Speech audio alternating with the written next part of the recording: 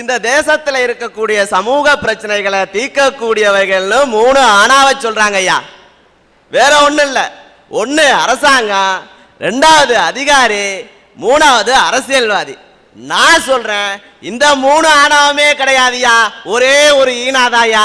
அந்த ஈனாதாயா என்னோட இளைஞர்கள். அந்த இளைஞர்கள் தாயா இந்த தேசத்தின் சொத்து. இன்னைக்கு உதவும் மனப்பான்மையில முன்னாடி இருக்கிறது யாருன்னு தெரியுமா ஐயா? என்னோட இளைஞன்யா. எதுக்கு சொல்றேன் தெரியுமா? போன மாசம் திருச்சி மாவட்டத்தில் உள்ள கல்லூரிகள்ல இரத்த தான முகாம் நடந்துச்சு. அதுக்கு ஏன் கல்லூரியிலேருந்து 630 பேர் ரத்தம் கொடுத்தான். ஆனா இன்னொரு கல்லூரியிலேருந்து 1100 பேர் ரத்தம் கொடுத்தாயா. என் பையன் என்ன பேசுறான் தெரியுமா? அடுத்த முறை ரத்த தானம் கொடுக்கல, அந்த கல்லூரியை விட நம்ம கூட கொடுக்கணும்னு சொன்னான்டா. அவன் தாங்க இந்த தேசத்தின் சொத்து. அது மட்டுமா, 630 பேர் ரத்தம் கொடுத்தானே, அந்த 630 பேருக்கு சர்டிபிகேட் கொடுத்தாயா. சர்டிபிகேட்னா கொடுக்கத்தானே செய்வாங்க அப்படிங்கிறீங்களா? சர்டிபிகேட் சும்மா கொடுக்க மாட்டாங்க. 630 பேரோட ரத்தத்திலையும் எந்தவித நோய் கிருமி இல்லைன்னா தாயா சர்டிபிகேட் கொடுப்பாங்க. ஒழுக்கத்திலையும் பண்புலையும் சிறந்து நிற்கிறது என்னோட இளைஞன் தானையா. இங்க உள்ள எந்த பொண்ணு வேணாலும், கல்யாணம் ஆகாத பொண்ணுகளை சொல்றேன் தாய்மார்களே, அந்த இளைஞனை தைரியமா நீங்க கல்யாணம் பண்ணலாம். ஏன்னா அவன் ஒழுக்கத்திலையும் பண்புலையும் சிறந்தவையா. அதனாலதான் சொல்றேன், இந்த இளைஞன் இந்த தேசத்தின் சொத்துன்னு. தம்பி, சர்டிபிகேட் கொடுத்தாருங்க, நல்ல வேலை. ரத்தம் சுத்தமானதுன்னு சுத்தமான சர்டிபிகேட் அந்த ஆளு கொடுத்தாரு. அப்படி கொடுக்கணும். ஏன்னு கேட்டா, சர்டிபிகேட் கொடுக்கணும், இறந்தவன் கூட உயிரோடு இருக்கிறன்னு சர்டிபிகேட் வாங்கினா நம்ம நாட்டில் வெட்டுறதை வெட்டினா கொட்டுறதை கொட்டினா தட்டி விடுறான். ஆனா ரத்தம் சுத்தம் இல்லாதவனுக்கு கூட சுத்தமான ரத்தம் தான் ஒரு சுத்தம் இல்லாத மனுஷன் மட்டும் கொடுத்துட்டானா ஒரு பொண்ணோட வாழ்க்கையே சத்தம் இல்லாம போடியா. எல்லாரும் இங்க சொத்துன்னு சொல்றதுக்கு அடிப்படையா ஒரு காரணம் இருக்கு பாருங்க. அதுதான் சார் மனித நேயம். அந்த மனித நேயம் தான் இந்த தேசத்துடைய சொத்து நான் சொல்றேன் சார். இன்னைக்கு வேற எங்கேயும் போக வேணாம், நம்ம புதுக்கோட்டை மண்ணை எடுத்துக்குங்க. இங்க திருவருள் பேரவைன்னு ஒரு அமைப்பு இருக்கு. வருஷத்துக்கு ஒரு முறை இந்த அமைப்பு எல்லாரும் கூடுவாங்க. இதோடைய நோக்கம் என்னன்னு கேட்டிங்கன்னா, ரம்ஜான் அன்னைக்கு எல்லா இந்துக்களும் கிறிஸ்தவர்களும் மசூதிக்கு போவாங்க, ஃபாதர் முதற்கொண்டு. கிறிஸ்துமஸ் அன்னைக்கு எல்லா இந்துக்களும் முஸ்லீம்களும் சர்ச்சுக்கு போவாங்க. பொங்கல் அன்னைக்கு எல்லாரும் ஒன்னா சேர்ந்து பொங்கல் கொண்டாடுவாங்க. கொண்டாடுறது மட்டும் இல்ல சார், எல்லாரும் ஒருத்தருக்கு ஒருத்தர் அன்போட பரிமாறிக்குவாங்க.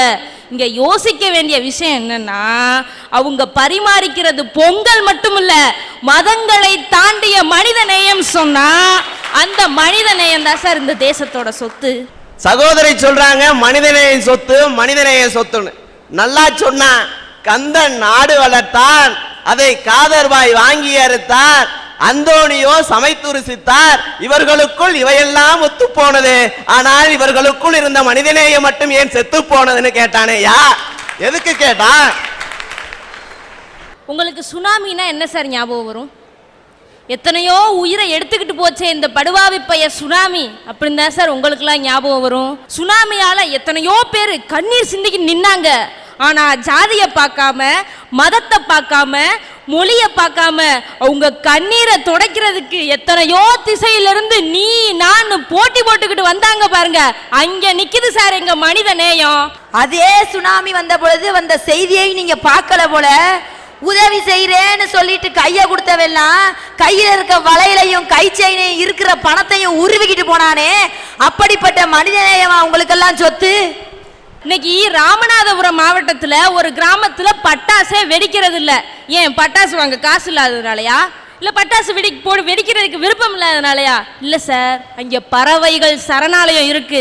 வெளிநாட்டில இருந்து வர்ற பறவை எல்லாம் திரும்பி போயிடக்கூடாதுங்கிறதுக்காகவும் சந்தோஷமாகவும் அமைதியா இருக்கணுங்கிற ஒரே காரணத்துக்காகத்தான் மனுஷன் தான் சந்தோஷத்தை அழிச்சுக்கிட்டு அந்த பறவைக்காக வாழ்றான் சார். அந்த மனித நேயம் தான் சார் இந்த தேசத்தோட சொத்து. அற்புதம், அற்புதம். பறவைகள் கூட சாகக்கூடாதுங்கிறதுக்கு கூட இந்த நாட்டில் இடம் இருக்குது. ஆனா இலங்கையில தமிழினத்தை குருவி மாதிரி சுட்டு கொண்டுகிட்டு இருக்கான். ஒரே நாள்ல 3600 பேரை கொள்றான். அதுல 700 பேர் குழந்தைகள். அவன் யாரும் கிடையாது, தமிழன். தொப்புள் கொடி பந்தம், கேட்க நாதி இல்ல. மனிதநேயத்தை பத்தி பேசுறீங்க. வாழ்க மனிதநேயம். ஐயா, இன்னைக்கு தன்னம்பிக்கையில தலை சிறந்து நிக்கிறது யார் தெரியுமா ஐயா? என்னோட இளைஞன்யா. எதுக்கு சொல்றேன் தெரியுமா? நம்ம திருச்சியில திருவானைக்காவல்னு ஒரு ஊருங்க ஐயா. அங்க இந்திரான்னு ஒரு பொண்ணு, அவங்க குடும்பத்துல மொத்தம் 8 பேருங்க ஐயா, குழந்தைங்க. அதுல மூத்த பெண் குழந்தை இந்த இந்திரா. என்ன பண்ணிருக்காங்க தெரியுமா? ஜப்பான், மலேசியா, சிங்கப்பூர் இப்படிப்பட்ட நாடுகள் 65 நாடுகள் கலந்துகிட்ட ஆசிய லெவலான விளையாட்டு போட்டியில 4 போட்டியில கலந்துக்கிட்டாங்க ஐயா. 4 போட்டியிலையும் தங்கம் வாங்கியிருக்காங்க. இது என்னடா பெரிய பிரமாதம்னு கேக்குறீங்களா? அந்த பொண்ணுக்கு ஒரு கால ஊனம்யா. அந்த பொண்ணுக்கு ஒரு கால ஊனம். 3 வயசுல போலியோல பாதிக்கப்பட்டு தன்னோட காலை பறி கொடுத்திருக்காங்க. அப்ப நிருபர் கேட்கிறாரு, அம்மா உன்னோட இந்த வெற்றிக்கு என்ன காரணம்னு கேட்கிறாரு. அதுக்கு அந்த பொண்ணு சொல்லுது, வறுமையும் மற்றவங்களோட பரிதாப பார்வையும் தான் என்னை ஜெயிக்க வச்சுன்னு சொன்னாலே. அவன் தான் சார் தன்னம்பிக்கையின் வித்து. அதனாலதான் அடிச்சு சொல்றேன், இந்த தேசத்தின் சொத்து இளைஞர்கள்னு. இப்படிப்பட்ட இளைஞர்கள் இன்னைக்கு எத்தனை பேர் இருக்கிறாங்க? ஒரு அம்மா வந்துட்டு ஒரு பயலை போயிட்டு ஒரு 100 கிராம் பாசி பருப்பு வாங்கிட்டு வர பக்கத்து தெரு கடையிலன்னா வாங்கிட்டு வர மாட்டேங்கிறான். ஆனா 6வது தெருல இருக்கிற அஞ்சலியா 6 செகண்ட்ல போய் பாக்குறானே. அப்படிப்பட்ட இளைஞர்கள் இந்த தேசத்துல இருந்து கொண்டு தானே இருக்கிறாங்க. ஐயா, இவர் சிலரை பத்தி சொல்றாரு, நான் பலரை பத்தி சொல்லிட்டு இருக்கிறேன். ஐயா, இன்னைக்கு நன்றி உணர்ச்சி யாருக்கிட்ட இருக்குன்னு நினைக்கிறியா? நன்றி உணர்ச்சிங்க ஐயா என்னோட இளைஞன்ட்ட தான் இருக்கு. நோயல் ஜோசப் இருதயராஜன் ஒருத்தர் தன்னோட பள்ளி படிப்பை இந்தியாவில் படிச்சாரியா. தன்னோட பள்ளி படிப்பை இந்தியாவில் படிச்சாரு. தன்னோட கல்லூரி படிப்பு முழுவதையும் ஆக்ஸ்போர்ட் யூனிவர்சிட்டியில படிச்சிருக்காரு. ஆக்ஸ்போர்ட் யூனிவர்சிட்டியில படிச்சு முடிச்சதுக்கு அப்புறம் அந்த நிர்வாகம் கேக்குது அவர்கிட்ட, ஐயா நீங்க மிகப்பெரிய ஒரு கல்வியாளர், அதனால இதே கல்லூரியில சேர்ந்து நீங்க பேராசிரியரா பணியாற்றினா உங்களுக்கு எத்தனை லட்சம் சம்பளம் வேணாலும் தரங்கிறாங்க. அதுக்கு அவர் என்ன சொன்னார் தெரியுமா ஐயா? எனக்கு அடிப்படை கல்வியை தந்தது எனது இந்திய தேசம், எனவே எனது அறிவு முழுவதும் இந்திய மாணவர்களுக்கு மட்டும்தான் பயன்படும் சொன்னாரே. அவரோட நன்றி உணர்ச்சி என்னோட இளைஞனை தவிர வேற யாருக்கும் யாருக்கும்? இன்னைக்கு எல்லா துறைகளிலும் இளைஞர்களின் ஆட்சியா, அதற்கு இசை புயல் ஏஆர் ரகுமானே சாட்சி. இன்னைக்கு இருக்கிற இந்த இந்திய பெருங்கடல்ல கோடிக்கணக்கான முத்துக்கள் கொட்டி கிடக்கியா, அத்தனையும் அள்ளி பாருங்க. நான் சொன்ன இளைஞர் சொத்துக்கள் யாவுங்க. அதனாலதான் சொல்றேன், இளைஞர்கள் தான் இந்த தேசத்தின் சொத்துக்கள் சொத்துக்கள் சொத்துக்கள். இன்னைக்கு மனிதநேயத்தை எடுத்துங்க ஐயா, அதுல முன்னாடி நிக்கிறது யாரியா? என்னோட இளைஞன்யா. 2 மாசத்துக்கு முன்னாடி ராஜஸ்தான்ல ஒரு சம்பவம்யா. குஜார் இன மக்கள் அப்படிங்கிறவங்க தங்களை பழங்குடியினர் பட்டியலில் சேர்க்கணும்னு ஒரு அமைதியான போராட்டத்தை நடத்துறாங்க ஐயா. அந்த நேரத்தில் கலவரக்காரர்கள் அதை கலவரமா மாத்தி ஒரு குஜார் இன பெண்ணை நிர்வாணமா ரோட்ல விரட்டுறாங்க ஐயா. யாருமே முன்வல்லையா. ஒரே ஒரு இளைஞன் முன் வந்தான், தன்னோட ஆடைகளை கலட்டி கொடுத்து அந்த பொண்ணோட மானத்தை காப்பாத்தினான் ஐயா.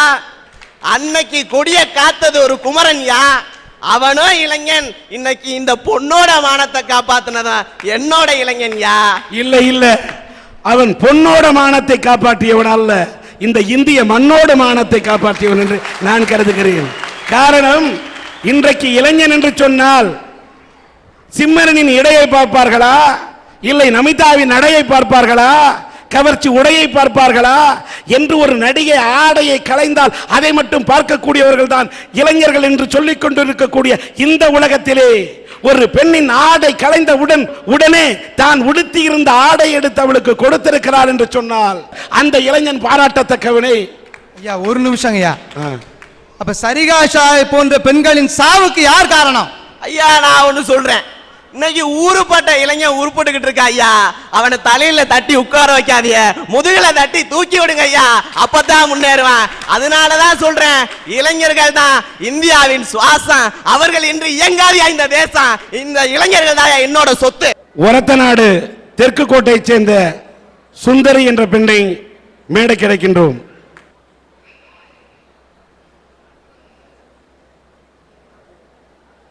இந்த சுந்தரி என்ற இந்த பெண் ஒரத்தநாட்டுக்கு பக்கத்தில் கூட தெற்கு கோட்டையை சேர்ந்தவர். இவருடைய கணவர் பெயர் முகமது இக்பால். அவரை திருமணம் செய்து கொண்டார். ஆனால் திருமணம் செய்ததற்கு பின்னால் தான் தெரிந்தது அந்த இவருடைய கணவர் ஏற்கனவே வேறொரு பெண்ணை திருமணம் செய்துவிட்டு மீண்டும் இவரை ஏமாற்றி திருமணம் செய்து கொண்டார் என்று. அப்படிப்பட்ட கணவரோடு 2 ஆண்டுகள் வாழ்ந்தார், கஷ்டப்பட்டார். ஆனால் அவர் இந்த சுந்தரியை விட்டுவிட்டு வேறொரு சுந்தரியை தேடிக்கொண்டு மீண்டும் சென்று 3ஆவதாக இன்னொரு திருமணம் செய்து விட்டார். இன்றைக்கு இவர் அனாதையாக இருக்கின்றார். கையிலே இந்த பெண் குழந்தையை வைத்துக்கொண்டு இவர் இன்றைக்கு வாடிக்கொண்டிருக்கின்றார். இதில் வேடிக்கை என்னன்னா, ஒரு கையில கணவனும் இல்லை, இன்றைக்கு ஆதரவற்ற நிலையில் நிற்கின்றார்.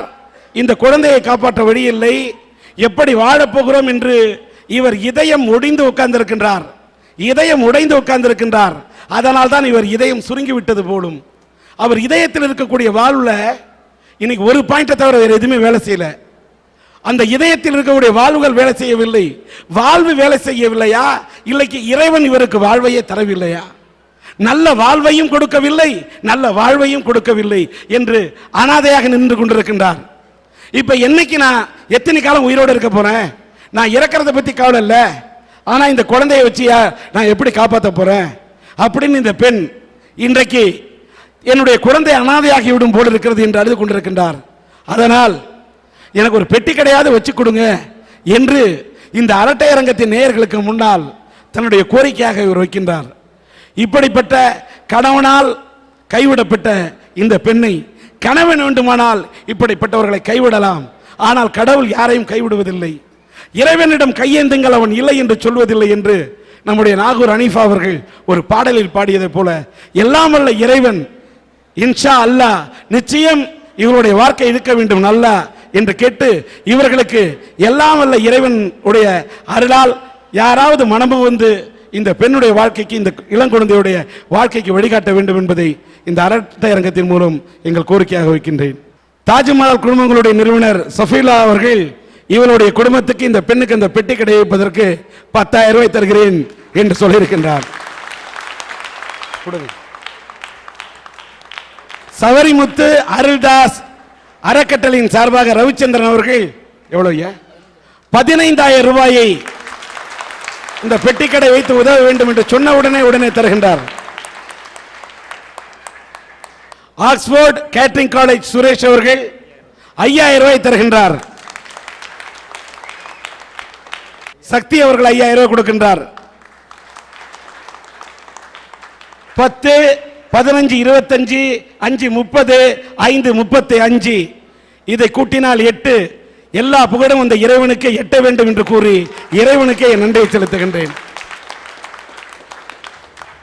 டீம் ஹாஸ்பிட்டல் சலீம் அவர்கள் இந்த குழந்தையின் எதிர்காலத்தை மனதில் வைத்து அந்த பெண் இந்த குழந்தையுடைய தாயார் தன்னுடைய இருதயத்திலே இப்படி ஒரு கோளாற்றில் இருந்தாலும் அவருக்கு முழு ட்ரீட்மெண்ட்டையும் கொடுத்து அவரை காப்பாற்றுவதன் மூலம் இந்த குழந்தையை தன்னால் வாழ்நாள் முழுவதும் காப்பாற்ற முடியும் என்பதை சலீம் அவர்கள் தெரிவித்திருக்கின்றார். அவருக்கு என்னுடைய மனதார நன்றியை தெரிவிக்கின்றேன்.